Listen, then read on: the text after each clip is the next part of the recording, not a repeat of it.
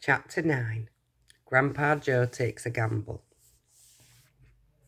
The next day, when Charlie came home from school and went in to see his grandparents, he found that only Grandpa Joe was awake.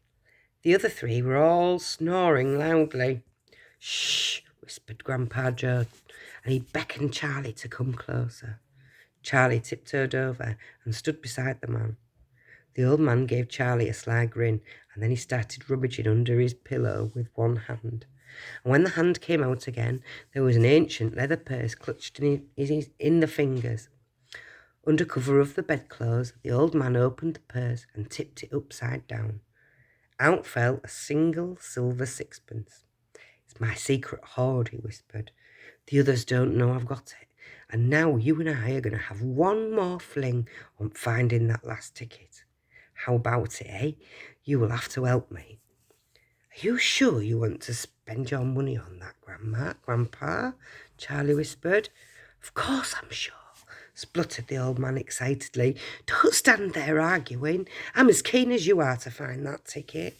Here, take the money and run down the street to the nearest shop and buy the first Wonka bar you see, and bring it straight back and we'll open it together."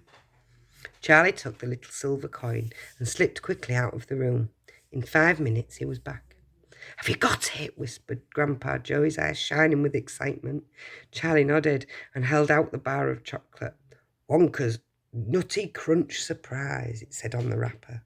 "Good," the old man whispered, sitting up on the bed and rubbing his hands. "Now, come here and sit close to me and we'll open it together. Are you ready?" "Yes," Charlie said, "I'm ready." "All right, you tear off the first bit." "No," Charlie said, "you paid for it, you do it all." The old man's fingers were trembling most terribly as they fumbled with the wrapper.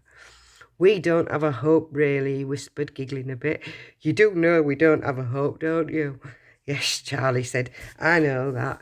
They both looked at each other and both started giggling nervously.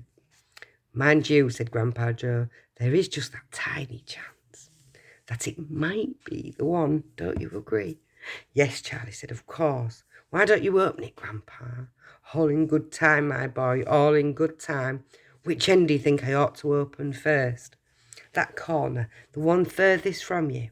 Just tear off a tiny bit, but not quite enough for us to see anything." "Like that?"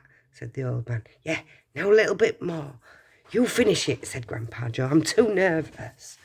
"No, Grandpa, you must do it yourself." "Very well, then, here goes." And he tore off the wrapper. They both stared at what lay underneath.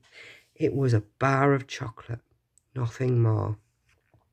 All at once, they both saw the funny side of the whole thing, and they burst into peals of laughter.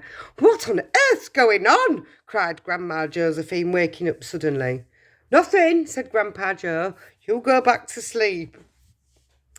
End of chapter 9.